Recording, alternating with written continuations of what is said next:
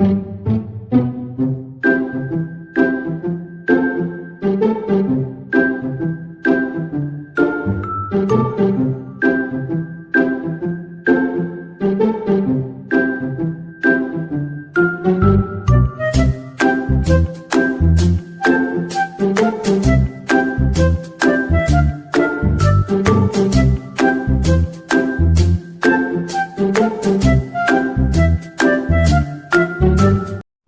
Morning বন্ধুরা, সকলে কেমন আছো? আশা করি অনেক অনেক ভালো আছো। আমি সুকৃতি নতুন একটা ব্লগে সকলকে জানাই অনেক অনেক ভালোবাসা। আমার ছেলের জন্মদিন। যেদিন ওকে প্রথম কোলে পেয়েছিলাম সেদিন ভেবেছিলাম যত জীব জন্মদিনে ওকে সুন্দর করে সাজিয়ে দিয়েছিলাম। ওর যা যা খাবার আর ও যে জামাটা পরে আছে সেটা আমার বাবা দিয়েছিল ওকে জন্মদিনে। দেখো, মা কিন্তু আশীর্বাদ করছে। ওরা সবাই সেই দিনকে এসেছিল।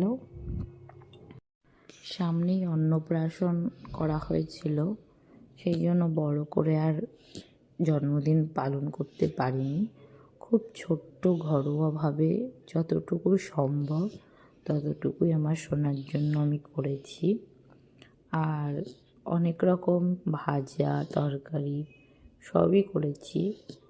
মা আমার সঙ্গে সাহায্য করেছে, বাবা এসেছিলো, দাদা এসেছিলো, বোন এসেছিলো, খুব আনন্দ হয়েছে। ও দেখো, মায়ের হাতে কিন্তু খেতে খুব ভালোবাসে। মা যাই খাওয়ায় না কেন, মা যা খুশি ওকে করে ও কিন্তু সব নেয় হাসি মুখে, কিন্তু অন্য কেউ করলে নিতে চায় না। মাকে খুব ভালোবাসে। আসলে কি বলতো, একদিনের বাচ্চা থেকে মায়ের হাতেই মানুষ হয়েছে, তো ওই জন্য মা যা করে খুব ভালোবাসে। তারপর বাবা আশীর্বাদ করছিল। এমনিতে কী বলতো, সেদিন শরীরটা খুব খারাপ ছিল, ওই জন্য ঘ্যান ঘ্যান ঘ্যান ঘ্যান করছিল। আর বাচ্চাদের শরীর খারাপ হলে না একটু বেশি কান্নাকাটি করে, আর ভালো লাগে না ওদের কিছুই। আর বন্ধুরা, তোমরা সকলেই কিন্তু আমার বাচ্চাকে আশীর্বাদ করো, আমার সোনাকে, যাতে ও অনেক ভালো থাকে, সুস্থ থাকে। আর কিছুই চাই না, আমি শুধু চাই ও ভালো থাকুক, সুস্থ থাকুক। দিয়ে ওর পাপা ওকে নিয়ে গেল, কারণ ও খুব কান্নাকাটি করছিল, সেই জন্য। আর আমি শুধু বলছিলাম কী কী রান্না করেছি, কী কী ভাজা করেছি, সেগুলোই দেখাচ্ছিলাম। আর তোমরা যদি আমার ব্লগটা ভালো লেগে থাকে অবশ্যই সাবস্ক্রাইব করে দিও আর লাইকও করো। জন্মদিনটা সবার কাছেই স্পেশাল হয়। এখন ও তো ছোটো, বুঝতে পারি না, আস্তে আস্তে বড় হবে তখন বুঝতে পারবে। আমাদের মাদের কাছ থেকেও আমরা এইভাবেই দেখে শিখে অভ্যস্ত।